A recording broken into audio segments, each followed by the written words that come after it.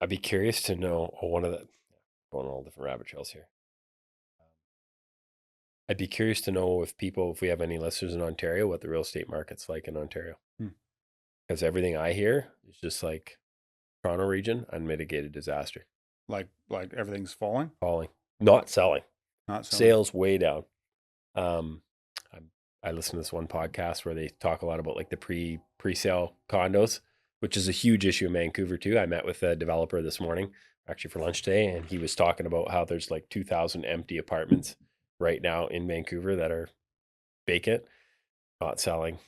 Um, and so it's interesting how I find it fascinating as someone that's probably always been a bit of a Debbie Downer and thinking, hey, like Yeah, we don't have that much of a lack of supply. yeah. So way too many people coming in the country in a short amount of time.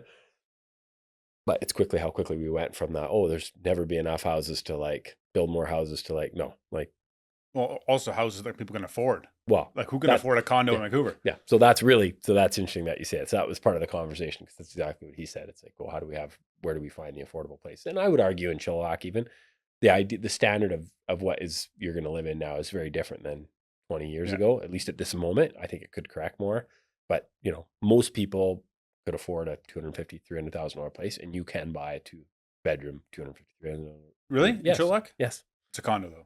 it's a condo, Oh but yeah, like there again, that's what I mean. Like, why should you get to live in a detached home and like, you know what I mean? If you go to Europe or whatever, mm-hmm. I'm assuming that it's very expensive to buy a detached home Yes, in a big city yes, in Holland, right? yeah, None of our, nobody, our family members are buying places there. And so yeah.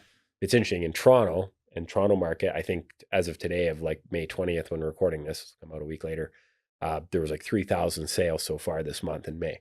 Well, normal average 10-year average, I think is 10,000. Oh So wow. like, it's like sales are off a cliff, right? And, Yeah, so I would agree that no one's owed a detached home no, or whatever it yeah, is, but I also think it's because of terrible management that prices are so high. that prices are so high, That's and fair. that like the poor people are getting poor And because they will continue to. Like, if yes, there's one thing that, like, without getting too political, if you saw the previous mayor of Vancouver is now in Canada, is the housing minister in Mark Carney's government. yeah, And he was asked point blank, like, oh, we have a housing crisis. Yeah, we do. Do you think house price should come down? No, I don't think they should come down.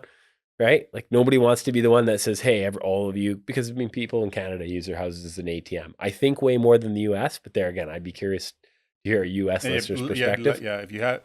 If you are a U.S. listener, like what is it in your area? What's the What's happening? perspective? Yeah, what's Yeah, the perspective? Because in Canada, and I've seen it my whole life, and I see it on the lending end, yeah, where people bought a house in 2003, let's say. I saw two of these situations recently. They needed a loan on the house, and you know, 2003, you know what a house costs in Abbotsford or Chilliwack in 2003? It cost 200 grand, 300 grand at the yeah, very, very most, yeah, right? yeah, And these people now owe $750,000 on a house that's worth 850, 950, yeah, right? And they got it appraised, and it appraised at 1.1, and they should be able to borrow more money because they still got a little bit of room left in equity, right? yeah.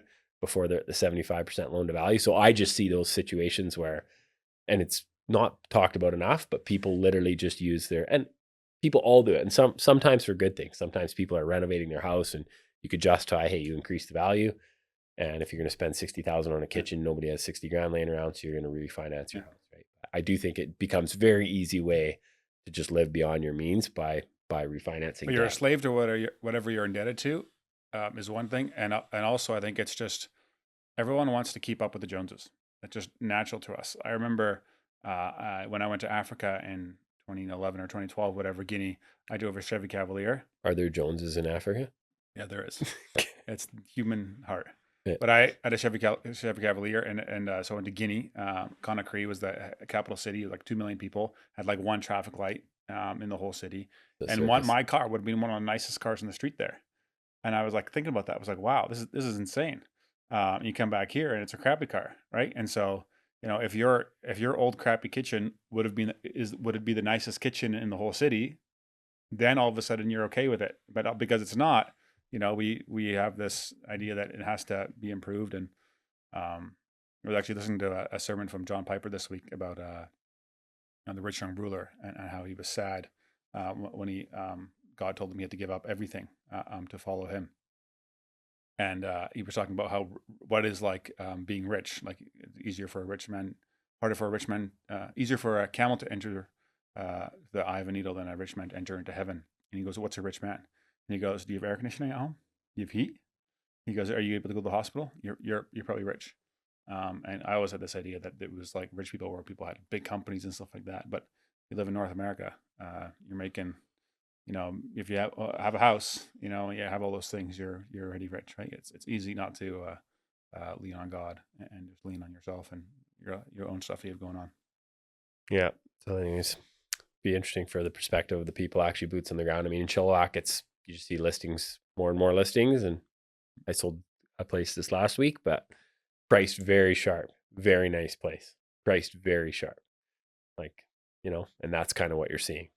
Nice places priced right. So outside of that, good luck. Reminds me of in the gold rush back in the day, it was all the merchants in town that actually got rich because they were selling their boots and everything else. People. Like that. Yeah. So same thing all the nowadays. Poor suckers that came.